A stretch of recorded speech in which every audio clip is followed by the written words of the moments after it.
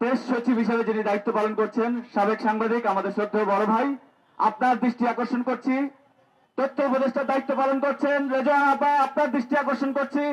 আপনারা ক্ষমতায় থাকাকালে স্বাধীন গণমাধ্যমে কিভাবে হামলা করা হয়, কিভাবে একজন প্রতিবেদককে, কিভাবে একজন ক্যামেরা পার্সনকে, কিভাবে একজন সাংবাদিকের গায়ে হাত দেওয়া হয়, এবং 24 ঘন্টা পার হয়ে গেছে এখন পর্যন্ত আপনাদের ঘুম ভাঙেনি।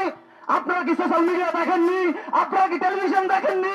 আপনাদের কান পর্যন্ত কি আপনাদের পেটুয়া বাহিনীর কোন গোয়েন্দা, কোন ইনফরমার আপনাদের কান পর্যন্ত সেই সংবাদটি পৌঁছায়নি যে যারা রাষ্ট্রের চতুর্থ স্তম্ভ তাদেরকে আপনাদের পেটুয়া বাহিনী লেট মেরে রাস্তায় ফেলে দিয়েছে?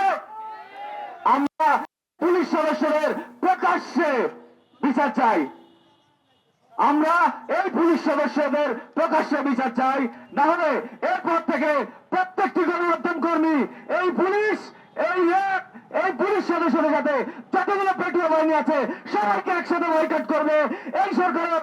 এবং পরবর্তীতে যারা সরকার আসবে তারা যদি গণমাধ্যমের রাষ্ট্রের চতুর্থ স্তম্ভের নিরাপত্তা প্রদান করতে ব্যর্থ হয়, আমরা তাদের সকল ধরনের কার্যক্রম বয়কটের ডাক